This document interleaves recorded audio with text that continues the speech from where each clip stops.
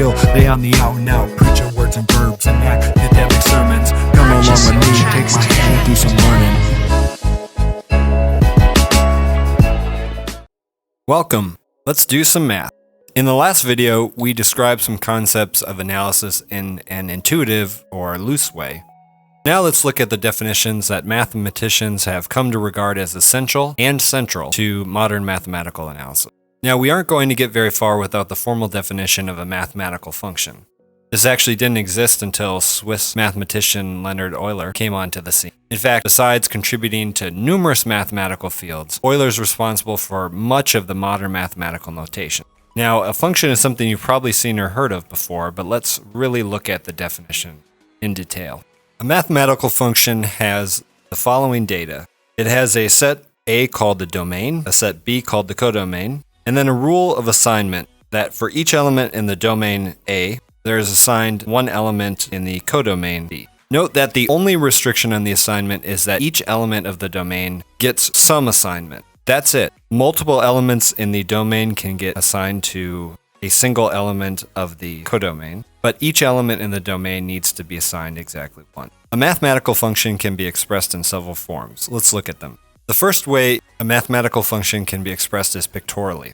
One can simply draw a diagram of the different elements in the domain, and similarly represent elements in the codomain, and then show the rule of assignment just by some arrows. Notice again, as I mentioned, we can assign more than one element in the domain to a single element in the codomain. But we can't assign a single element in the domain to more than one element in the codomain. So what we've drawn here is a function. Now let's draw something that's not a function. Here we have an example of something that's not a function, namely because A1 is assigned to more than one element in the codomain. Now, besides the pictorial representation of a function, we can also have a set of ordered pairs. So notice here again that we have the presence of each element of the domain appearing exactly once. Each one does appear at least once, and it appears no more than once, so exactly once. And finally, the way that we may represent a function is through a formula rule. This is the type you're probably more familiar with. Take an example such as a function f, where f is defined to be x squared. The rule f says anything that we have for x, we square it. Now there's also an assumption here that f has a domain that involves real numbers. This is a very common type of function to look at in analysis, where your domain is a subset of the real numbers. Oftentimes your codomain is a subset of real numbers. Now there are three properties of functions that are particularly important and are just ubiquitous across mathematics. The first property is called injective, the next property called surjective, and finally the last property called bijective. The first two have other colloquial names, such as one-to-one and onto. Meanwhile, bijective is just the combination of the two. Now, injective or one-to-one means that, in fact, no element of the codomain is mapped to more than one. Pictorially, this might look something like this, where in order to have a mathematical function, we need every element of the domain being mapped to something in the codomain. They can overlap in general, except when we're looking at an injective function, or one-to-one, each element in the codomain should be mapped to at most one. Notice that we have B1 being mapped to one time, B2 being mapped to one time, B4 being mapped to one time, and B3 being mapped to not at all. It's okay to be not mapped to at all. It still is injective so long as nothing gets mapped to more than one. A surjective function does require that every element in the codomain is mapped to at least once. So notice with injective, as we're saying it, injective is at most once. Now surjective will be at least once. We might have something that looks like this, where each element in the codomain is mapped to at least one time. Some of them may be mapped to more than one time, but they all need to be mapped to at least once. Finally, if bijective means to be the combination of injective and surjective, and we said injective means you have to be mapped to no more than once, surjective means you have to be mapped to at least one time, then bijective means you are mapped to, in the codomain, exactly one time for each element. Notice that cannot happen in either of the cases we have so far. With the injective case, there are not enough elements in the domain to hit all the elements in the codomain. Correspondingly, there are too many elements in the domain to hit each element in the codomain exactly once. Thus, we have this notion that if you're going to have bijective, you need to, in some sense, have the exact same number of elements in each set. And as I say exact same number of elements, that makes complete intuitive sense when you look at finite cases. But when you look at infinite cases, things start to become really interesting. And we'll see that towards the end of the video. A pictorial example of bijective might look like this. Now, besides just talking about mathematical functions because they're everywhere in mathematics and they will appear throughout our survey course, they also give us the tools to understand both sequences and then later levels of infinity. Let's go ahead and look at sequences and series and give them definitions before moving on to the formal definition of a limit, which will be perhaps the most core concept in analysis. So a sequence is simply an ordered list of objects. For us here, we're going to be working with objects that are real numbers, but there's nothing saying that they can't be other objects as well. Notationally, we tend to denote a sequence like this, or in a different format like this. And it should be said that a sequence can be infinite, or it can be finite. That is, it can terminate after a finite number of terms, or it can extend and have infinitely many terms. But in general, let's just consider infinite sequences. So we'll leave this ellipse here to show that it keeps going in the natural way, off to infinity.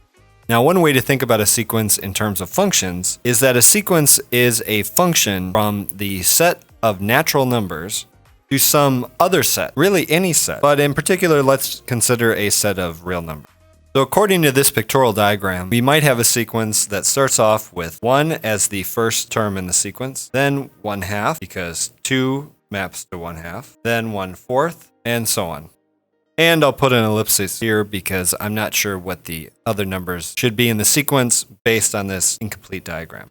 But a sequence can really be made up of anything. You could have a sequence that is, let's say, square, triangle, X, circle, and so on like this. You can have repetition, such as 1, 0, 1, 0, and then maybe 0.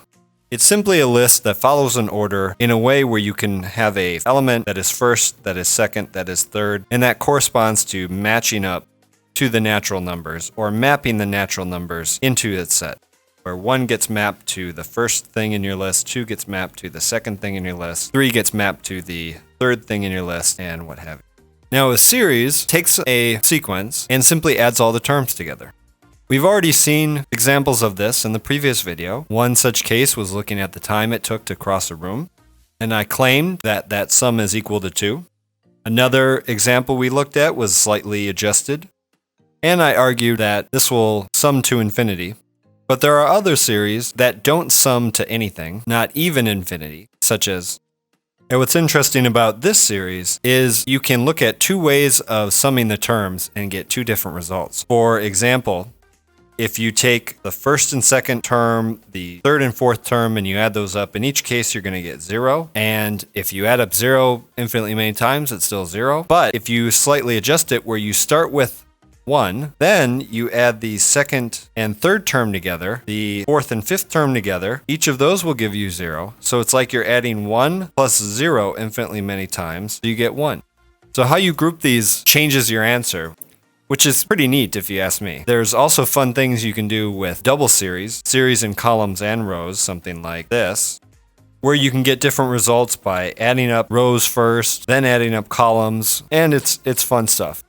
One of the reasons that analysis can be fun is that you work with infinity a lot, and fun, interesting things happen whenever infinities. But the point here is that this series does not add up to any sum, and we wouldn't say add up to infinity. Now, if a series does add up to a finite number, then we say it converges. Otherwise, we say it diverges, no matter what, whether it adds up to infinity or not. Now, let's save the formal notion of convergence and divergence for a little later. Now let's look at limits. There are 2 types of limits that we'll look at, limits of functions and limits of sequences. Now, since the real line is the primary space of interest in analysis, at least at this level, we'll restrict our attention to functions of following type. Namely, where the domain and the codomain are subsets of the real numbers. Now, there is a more general notion of limit that can be defined for functions between spaces more general than the real numbers. But that's something that is more the focus of an area such as topology, which actually generalizes a lot of the core concepts in analysis. But at any rate, let's see what the limit of a function is. Now there's a lot going on here, and it can be a little bit intimidating when you see it for the first time. So let's highlight some of the key parts and then look at a diagrammatic explanation that will hopefully make it seem more intuitively clear what's going on. The first thing is that we look at the limit of a function at a point. In order to find that limit, what we have to show is that no matter what real number epsilon you're given, you can come up with some delta such that all of the points within delta distance of a, except a itself, because this must be greater than 0, all these points when substituted into the function must be within epsilon distance of L. So again, we're looking at a point x equal to a, and we play this game where someone says, here's an epsilon, some real number, probably going to be very small. Then you have to come up with some delta, probably also quote unquote somewhat small, such that any point near enough to A has this property. Let's look at what this means diagrammatically. Supposing we have our function f of x here, where I've actually drawn an example curve. We look at the point x is equal to A, and we say that no matter what epsilon is, we need to be able to find a delta. Now the epsilon essentially creates an envelope. So someone specifies an epsilon, and where that epsilon comes into play is down here. Namely, that epsilon represents a distance that the function is from the limit. So what we're trying to do now is to find delta such that if we look at all the function values at x's at points around a, they'll be within this epsilon envelope. Here's a delta that would not work. Say we take delta to be this distance, and we start looking at the x values delta distance away from A. One such value would be this one here, where if we follow up and we look at the function value, that would take us to this. Now, if we look at just the y height, this height is outside of this envelope. Therefore, this choice of delta would not be good. However, if we shrink that delta, and then we look at all the points in that interval around A, we'll see that they all, when substituted into the function, fall within this envelope. For example, point x here goes up and hits this point, which is in the envelope. Point x here goes up and hits this point. If we trace all these points, we get something that might look something like this. And the point is, all these points are within the epsilon envelope. Now, what's really important to note is that this is just one epsilon, but the definition says we have to be able to do it for every epsilon. Say we have the function f of x is equal to x squared. And what we want to show is that the limit of f of x as x goes to 2 is equal to 4, and we want to do it rigorously. In order to do so, we assume that we have a general epsilon of any form. We assume that we have a general epsilon which can be any real number. Now, what if I told you that delta should be equal to the minimum of epsilon over 5 and 1? How did I come up with that? For now, it's a secret, but let's see if it works. If delta is in fact the minimum of these two numbers, what we can say is that since we have that delta is this, when we have an x value that satisfies this property, which is what we want to start with per the definition, then it follows that delta is greater than the absolute value of x minus 2 just by looking at this here. Replacing delta gives us epsilon over 5. Multiplying, because delta is also less than 1, we have that x can range between 1 up to 3. Hence, if we take x plus 2, that cannot be more than 5. And now I claim this satisfies the definition. We started with epsilon being arbitrary. Could have been any number that you like. I said, let's pick this delta, and there was some work that went into it. But we were able to show that if we started with x satisfying this condition related to delta, that just through some algebra, these steps would give us that the function, which is x squared, is within a certain distance of the limit, namely 4, and it's with an epsilon distance. That satisfies the definition of a limit. That concludes this proof. Now, how can a function fail to have a limit? Well, here's one way. Say your function looks like this. I claim the function does not have a limit at this a value. And the reason that's so is if you choose any limit, suppose we wanted to claim that this value is the limit.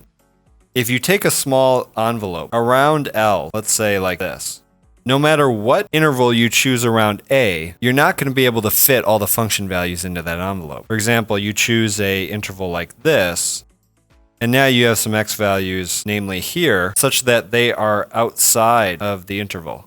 And no matter how close of an interval you choose to hug around A, there's always going to be some points such that when you look at the function value, they're outside of the envelope.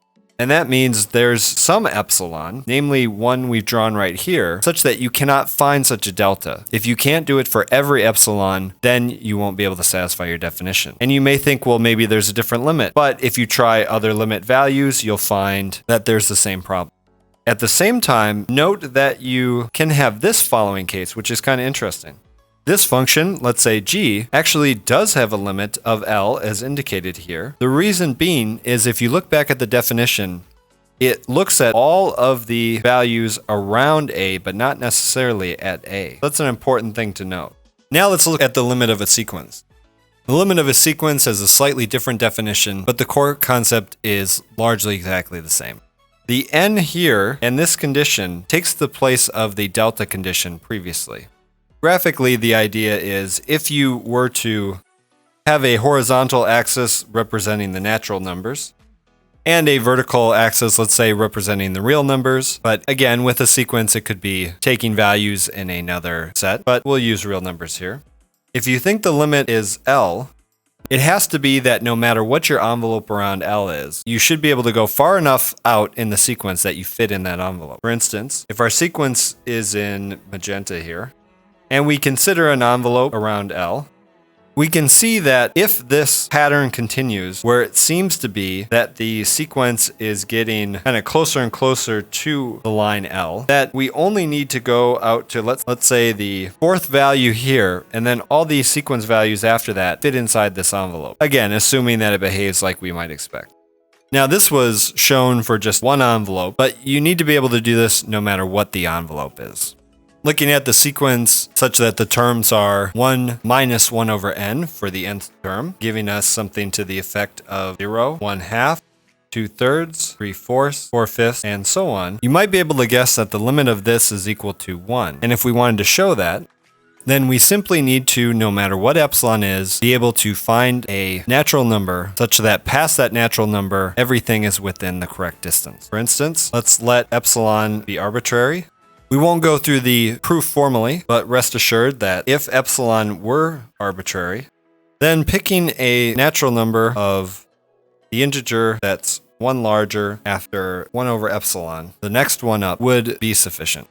In another example, if we look at the sequence 1, 1/2, 1/3, 1/4, etc., this does not have a limit of 1/10. The reason being that if you choose epsilon to be, let's say, 1 over 100, then there are many values of the sequence that are outside that envelope. And it doesn't matter how far you go to the right, you're always going to have some elements that are outside of that envelope, for instance. For reference, the limit of this sequence would be, as you might guess, 0. Now, things are going well, so why don't we continue? There are 3 core properties in analysis related to functions, and every single one of these involves a limit. The first is continuity. So we say a function is continuous at a element in its domain if and only if the limit of that function as x goes to a is exactly f of a. Now remember, before we could have had a limit of f of x existing, but it didn't necessarily have to be f of a. We had that case before where we had a function that was like this, had kind of this hole in it and maybe even a value above, and we said you can have a limit there that's actually this value. But now what we're saying is that limit has to be exactly the function value. That means functions which do this are no longer continuous, are not continuous because their limit, which does exist, is not their function value at that a. And surely, if there's a function that doesn't even have a limit at the a value, such as this case, then the function surely is not continuous there. What we do need is for the limit, which we've denoted L previously, to be the function value at a. So note that these two are coinciding here. Now this notion of continuity is pointwise. So you look and determine whether the function is continuous at a given point. You can say a function is continuous on a set of points in the natural way by saying that it's continuous on a set if it's continuous at every point in the set. Sometimes if we say just in general when talking about real valued functions, functions with a domain that is the real numbers, and we just call it continuous period, we often mean in that case it's continuous over the whole real number. A function on a closed interval is considered Riemann integrable if and only if it's continuous on its interval less a set of points that has measure 0. Now, we will not define what a measure is, but for here, when you see this S and you see measure 0, just consider S to be a finite set. There is something that's just a little beyond what we want to focus on. So for now, let's just focus on the core idea here. Now, notice this is a lemma, not a definition. Riemann integrable is the following concept. You have a function, let's say f, and you consider sums of rectangles that are above and below the curve. You compute a lower sum and a upper sum. To compute your lower sum, you consider dividing the interval up into equal length intervals where their base has a change in x, so we call it delta x.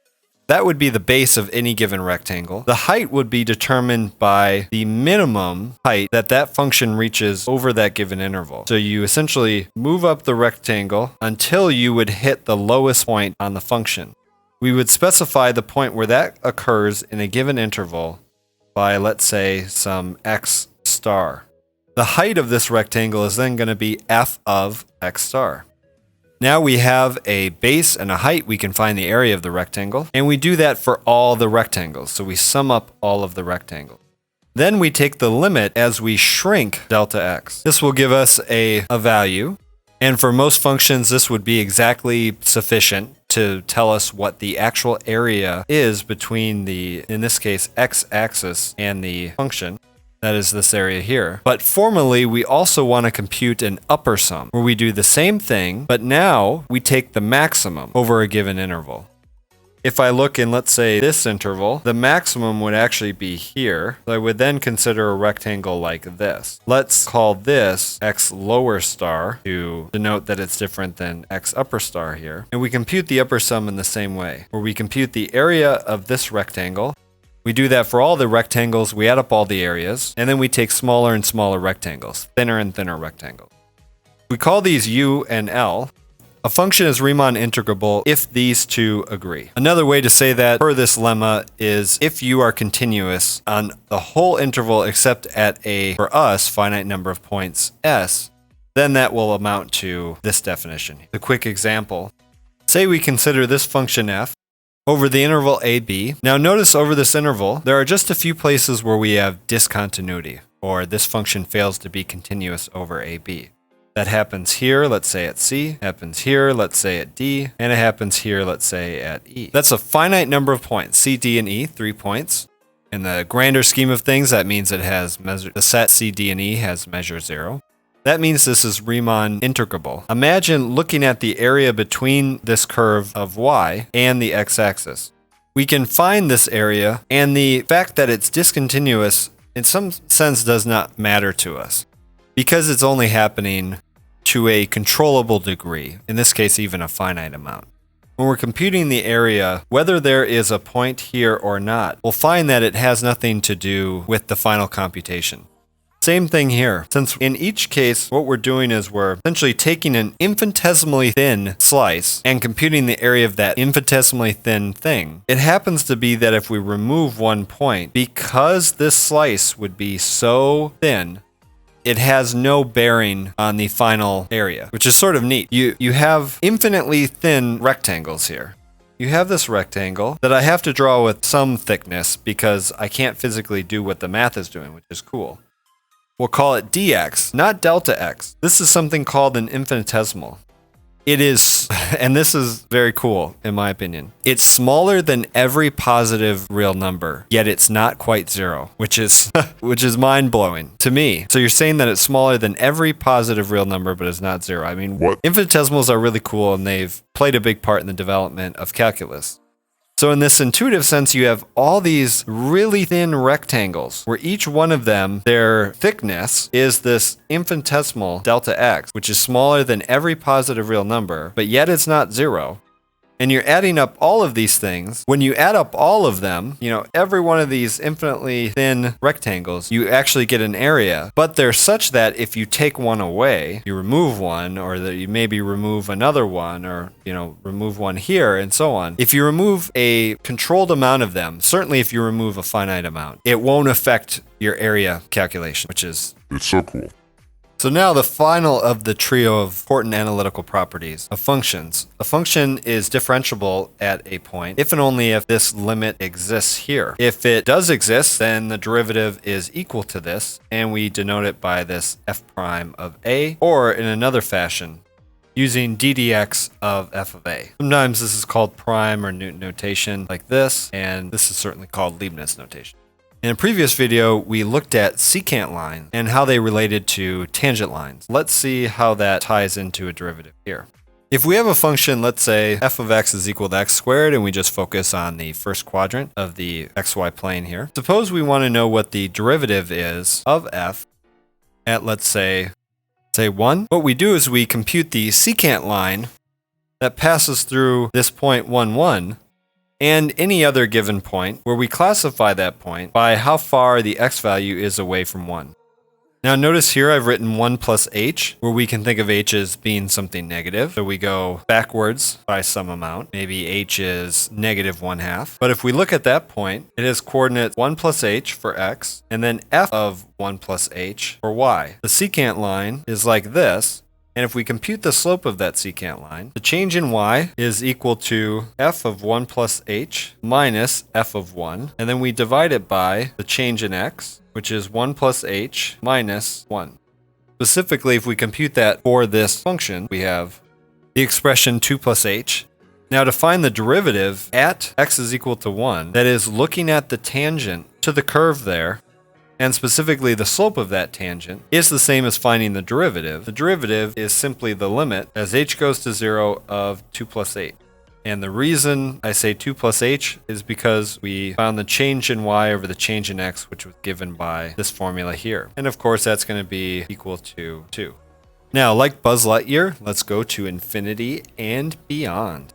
See what I did there? At the beginning of the video, we talked about bijectivity between sets, and that will become crucial here. Consider the set of natural numbers to begin with, and then, in some sense, the next set up in a hierarchy, which is the integers. And it seems pretty clear that the integers contain the natural numbers, because if we look at everything going off to the right here, that is just the natural numbers. We could take that and we could fit it there. But in order for two sets to formally have the same size, or cardinality, they have to be in bijective correspondence. That means there has to be a bijective function from one set to the other. In the case of n and z, there does happen to be a bijective function, and we can see this by slightly rearranging z. Now we see that the function that takes 1 to 0, 2 to 1, 3 to negative 1, and so on, is a bijective function. Thinking of n as the domain and z as the codomain, every element in n gets mapped to only one element in the domain, in the codomain. Each element in the codomain is mapped to at most once. That means it's an injective function. And each element in the codomain gets mapped to at least once. That means it's a surjective function. Thus, n and z have the same cardinality. And cardinality is just a more formal term for same size when we're talking about sets. Now, the next natural set to look at from here is ratios of integers, or the rational numbers. These are ratios a over b, where a and b are integers, such that b is not equal to 0. Now, if you think for a second, oh, it must be that the rational numbers are somehow bigger than these two sets. They have a larger cardinality, but in fact, no, they don't. They're exactly the same size as far as cardinality. Now, how can you show that there's a bijective correspondence? One kind of neat way to do it is to put the rational numbers in an array, and really a redundant array, because notice we have 0 multiple times, we have 1 multiple times. But if we arrange it like this, we can make sure that we'll get every single rational number in this array. So we have the set of rational numbers with some redundancy. Now follow through a path, and we can see that there's a way to trace through a path such that we hit every single rational number via this snaking pattern.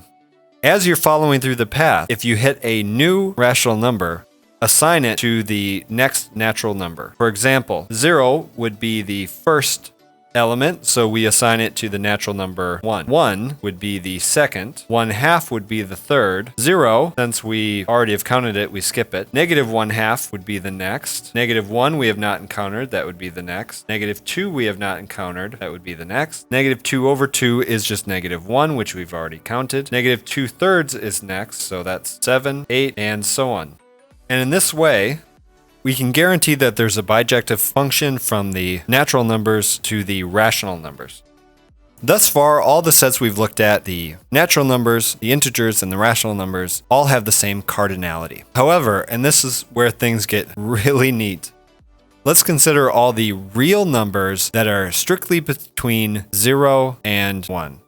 Suppose for a moment that the numbers between 0 and 1, real numbers, we want to claim as a set have the same cardinality as the rational numbers, the integers, the natural numbers. All those sets we're claiming are of one cardinality. Now we've shown that the natural numbers, the integers, and the rational numbers all do have the same cardinality. They're infinitely large, but infinite in the same way. Assuming the same for all the real numbers between 0 and 1, say we list them out. To the first natural number, we assign something like a number that has a decimal expansion, at least to begin with, of 0.923187666, and we randomly assign some other numbers as follows.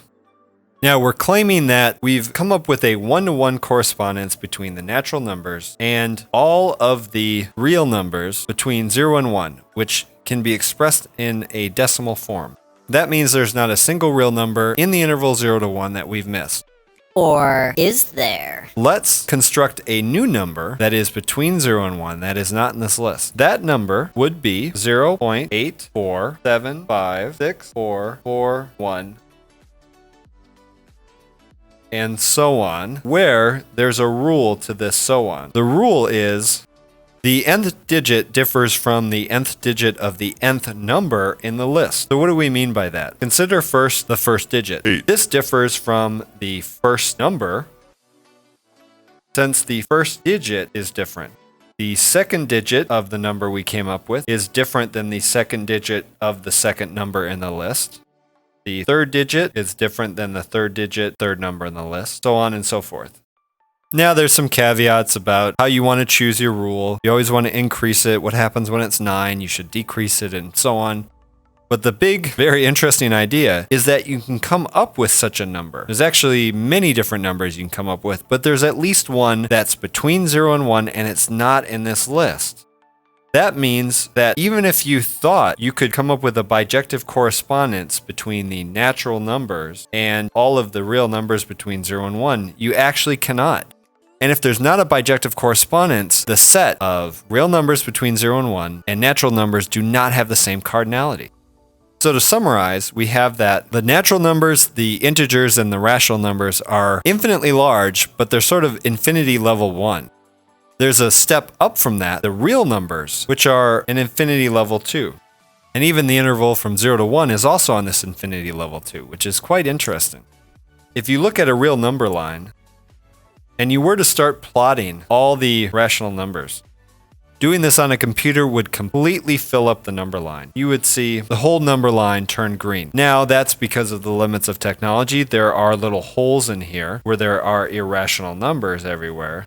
But it would look to us as if it was completely filled in with rational numbers. And yet, somehow, if you look at just this interval, 0 to 1, you get more in there, infinitely more, than you do with the whole set of rational numbers, which is just so cool. In fact, what's even more cool than that, perhaps, is that you can go up and reach any level of infinity that you want. You can get infinity level 10, infinity level 1,000,000, and all of these levels are an infinite amount larger than the level below them. So there's infinitely many infinities. I don't know about you, I find that very cool. And it's a good note to end on because this highlights the fact that when you start looking at infinity, strange things start to happen, things that go against our intuition. And there's lots of properties of the real numbers that come about specifically because we move from this infinity level 1, which we call countable, because we can count the infinity. Here's the first element, here's the second element, the third element, by indexing according to the natural numbers, as opposed to infinity level 2, which we call uncountable, because it's not possible to index the elements in any orderly way. We can't go, here's the first one, here's the second one, here's the third one. It's not possible to use the natural numbers to index them. They're somehow beyond being indexed in that way. So interesting things happen when we go from countable to uncountable. I hope you've enjoyed this video. We'll see you in the next one.